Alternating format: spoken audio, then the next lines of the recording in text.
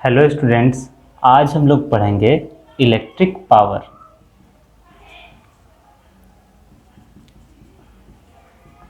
Electric power. Electric power होता क्या है? इलेक्ट्रिक वर्क डन पर unit time. Electric work done पर unit time is called electric power. Electric power. Electric power को हम लोग क्या कहते हैं? इलेक्ट्रिक वर्क डन पर unit time is called electric power. अब इलेक्ट्रिक वर्क क्या था? तो हम लोगों को याद होगा कि सबसे पहला जो फॉर्मूला हम इस चैप्टर में पढ़े थे तो वो था पोटेंशियल डिफरेंस का या पोटेंशियल का। ठीक है, तो वो था potential difference is equal to work done by charge. ठीक है, तो यहाँ से यही है W जो यहाँ पे दिख रहा है वो इलेक्ट्रिक वर्क है। तो वर्क यहाँ पे क्या हो जाएगा? तो W is equal to V into Q. अब यहाँ पे बात आता है कि ये Q क्या होता है? तो W equal to V into, हम Q को लिख सकते हैं I इंटू टी। I यहाँ पे क्या है? Electric current. I क्या है? Electric current. और T क्या है? टाइम। क्योंकि हम लोग जानते हैं Q जो होता है, I जो होता है वो होता है हमारा Q बाई टी। तो Q बाई टी होता है तो Q इक्वल टू क्या हो जाएगा? I into T. तो वर्क हमें पता चल गया। वर्क हमें क्या पता चला? Potential difference into electric current into time. ये इलेक्ट्रिक वर्क कहलाता है। अब बात आता है कि डेफिनेशन ध्यान दीजिए, क्या है डेफिनेशन? इलेक्ट्रिक वर्क डन पर unit time is called electric power. तो पावर का डेफिनेशन ही है electric work by time. Electric work by time मतलब वर्क डन कितना है? V इंटू आई इंटू टी, और टाइम कितना हम मान रहे हैं? T। तो पावर यहाँ देखिए T से T कैंसिल हो गया, तो पावर इक्वल टू क्या बच गया यहाँ पे? V into I. तो ये हमारा आ गया पावर का formula P equal to V into I, जो कि यहाँ पे V क्या है? V आपका हो गया पोटेंशियल डिफरेंस, और I जो हो गया आपका क्या हो गया? Electric current. ठीक है, तो P equal to V into I, ये आपका आ गया इलेक्ट्रिक पावर का फॉर्मूला। ठीक है, नोट कर लीजिए। इलेक्ट्रिक पावर को और भी तरीके से हम डिफाइन कर सकते हैं, जैसे कि अभी हमारे पास फॉर्मूला क्या है? P equal to potential difference into electric current, ये अभी हमारे पास फॉर्मूला है। इसमें हम कुछ चेंजेस करके और भी इसका बोल सकते हैं कि अलग अलग तरीके से हम निकाल सकते हैं। जैसे कि अब यहाँ पे हम पोटेंशियल डिफरेंस को भी छोड़ देते हैं। करंट का अगर हम ओम्स लॉ से फॉर्मूला देखें तो करंट इक्वल टू क्या होता है? तो current equal to V by R होता है। आर यहाँ पे क्या होता है? Resistance of the conductor. तो P इक्वल टू क्या हो गया? V into V square by R. तो ये आपका एक फॉर्मूला बन गया। ये कब किस केस में काम आएगा आपको? जब आपको पोटेंशियल डिफरेंस दिया हुआ हो और रेजिस्टेंस आपको पता हो। अगर करंट नहीं भी पता है तो इस फॉर्मूले से आप पावर निकाल सकते हैं। एक और तरीका क्या हो सकता है कि power equal to V into I है, तो हम लोग जानते हैं ओम्स लॉ से V equal to I into R. ठीक है, एक और I यहाँ पे है, तो पावर इक्वल टू क्या हो गया? आई स्क्वायर इंटू आर। तो यहाँ पे पावर से रिलेटेड आपके पास कितने फॉर्मूले हो गए? 3 फॉर्मूले हो गए। पहला क्या हो गया? Power is equal to potential difference into electric current. दूसरा क्या हो गया? Power is equal to potential difference का स्क्वायर बाई रेजिस्टेंस। तीसरा फॉर्मूला क्या हो गया? Power is equal to I square into R. I square यहाँ पे इलेक्ट्रिक करंट है और आर क्या है? रेजिस्टेंस। ठीक है, अब बात आता है यूनिट ऑफ पावर। तो यूनिट ऑफ इलेक्ट्रिक पावर, तो यूनिट ऑफ इलेक्ट्रिक पावर क्या होता है? तो यूनिट ऑफ इलेक्ट्रिक पावर होता है वाट। वाट इज द ऐसा यूनिट ऑफ इलेक्ट्रिक पावर। ठीक है, इलेक्ट्रिक पावर का ऐसा यूनिट वाट होता है जिसको हम W से रिप्रेजेंट करते हैं। ठीक है, और यहाँ पे हम लोग जानते हैं कि 1 किलोवाट, तो 1 किलो, किलो जहाँ भी लगा हुआ आपको दिखे इसका मतलब होता है 1000, तो 1 किलो वाट इक्वल टू कितना हो जाता है 1000 वाट के इक्वल हो जाता है बात समझ में? इसको नोट कर लीजिए। अब है डिफाइन 1 वाट पावर, तो 1 वाट पावर को जब डिफाइन करना होगा तो हम लोग पावर का फॉर्मूला क्या देखें, electrical work done by time. तो यहाँ पे बोल सकते हैं इलेक्ट्रिकल वर्क डन जो होता है, इलेक्ट्रिकल वर्क डन जो होता है उसको हम एनर्जी, इलेक्ट्रिकल एनर्जी कंज्यूम भी बोल सकते हैं, electrical energy consumed, electrical energy consumed. तो जब पावर को अगर डिफाइन करना होगा तो वहाँ पे हम इसका डेफिनेशन बोल सकते हैं electrical energy, electrical energy of 1 joule.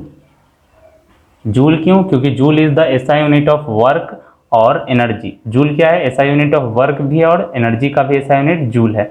तो इलेक्ट्रिकल एनर्जी ऑफ 1 जूल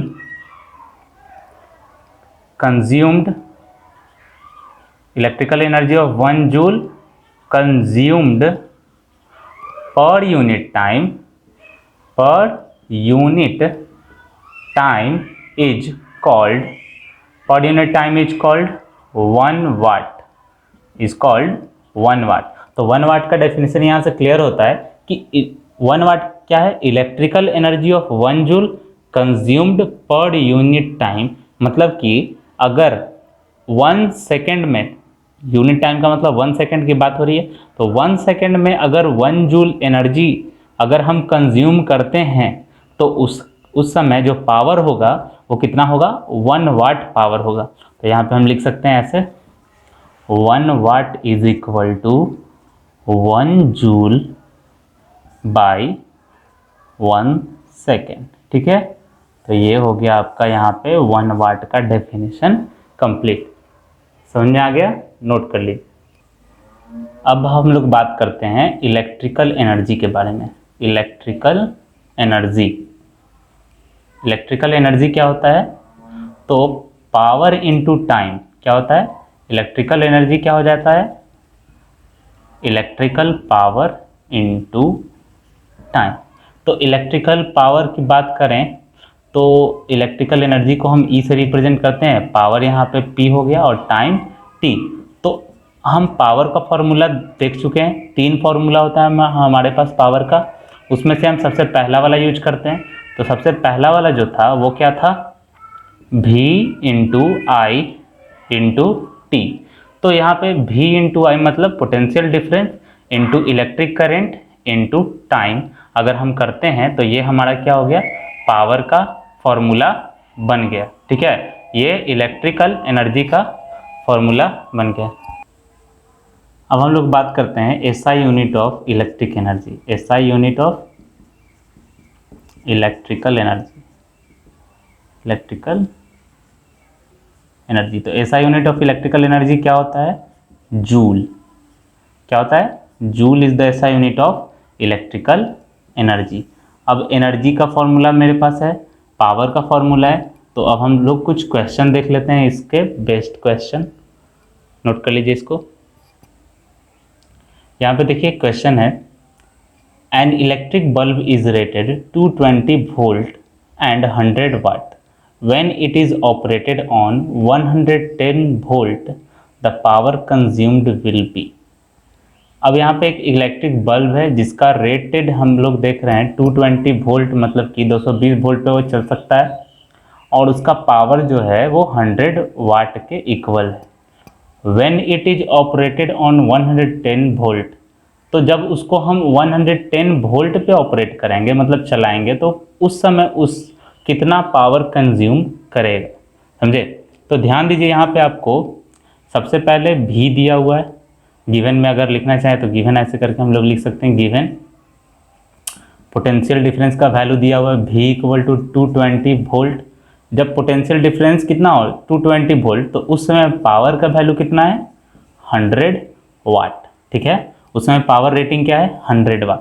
तो हम लोग तो सिंपल पावर का फॉर्मूला क्या जानते हैं, power equal to V into I, समझे। तो power is equal to V into I होता है। तो यहाँ से I हम लोग क्या कर सकते हैं, कैलकुलेट कर सकते हैं। ठीक है, तो यहाँ पे I निकाल सकते हैं हम लोग। तो 100/220, तो यहाँ पे करंट इज इक्वल टू 10/22 हो गया। यहाँ पे हम लोगों ने करंट कितना निकाल लिया 10/22। अब करंट निकाल लिए तो उससे क्या फ़ायदा हुआ, करंट आने से हम लोग यहाँ से रेजिस्टेंस निकाल सकते हैं। तो करंट इज इक्वल टू क्या होता है V/R, V/R। तो V/R इज इक्वल टू 10/22। तो R इक्वल टू क्या हो जाएगा, यहाँ पे R इक्वल टू हो जाएगा आपका ये V और ये 22 यहाँ चला आएगा, 22/10 हो जाएगा इंटू V। तो R equal to 22/10 into V का वैल्यू कितना था आपके पास 220 वोल्ट। ठीक है, एक जीरो से एक जीरो चला गया। यहाँ R इक्वल टू कितना हो गया 22 इंटू 22। तो 22 इंटू 22 कितना हो जाएगा 484 ओम। तो यहाँ पे आपको रेजिस्टेंस पता चल चुका है कि R का वैल्यू कितना आ गया 484। अब देखिए जैसे कि पोटेंशियल डिफरेंस चेंज हो रहा है तो पावर चेंज हो रहा है, ठीक है, लेकिन जो अप्लायंसेज का रेजिस्टेंस होगा वो तो चेंज नहीं होगा, वो तो फिक्स्ड रहेगा, समझे। तो इसीलिए हम रेजिस्टेंस पहले कैलकुलेट कर लिए। अब रेजिस्टेंस कैलकुलेट हो गया तो सेकेंड केस में क्या है, ये फर्स्ट केस आपका कंप्लीट हुआ। सेकेंड केस में की बात करते हैं तो उसमें आपको पोटेंशियल का वैल्यू कितना दिया गया है 110 वोल्ट, समझे। और आपको क्या निकालना है, पावर निकालना है। आपके पास क्या प्रेजेंट है, आर का वैल्यू अभी आप लोग निकालें 484 ओम, ठीक है, 484 ओम। तो अब क्या करेंगे, तो थोड़ी देर पहले हम 3 फॉर्मूला देखे थे पावर का, उसमें से एक फॉर्मूला क्या था, पावर इक्वल टू V²/R। तो यहाँ पे P इक्वल टू V² का मतलब 110 का स्क्वायर बाई R। तो R का वैल्यू पुट कर दीजिए, यहाँ पे R का वैल्यू कितना है 484। तो 110 इंटू 110 स्क्वायरिंग कर रहे हैं इसका, तो 484। और ये आपका सॉल्व होके आ जाता है आपका यहाँ पे 25, कितना 25, और ये इसका यूनिट वाट। तो पावर यहाँ पे आपको कितना आ गया टोटल, पावर इक्वल टू 25 वाट। इसको सॉल्व कीजिएगा तो 25 आ जाएगा, ठीक है, काटिएगा तो ये हो गया आपका एक पावर से रिलेटेड क्वेश्चन। नोट कर लीजिए इसको, ये एनसीईआरटी का ही क्वेश्चन है।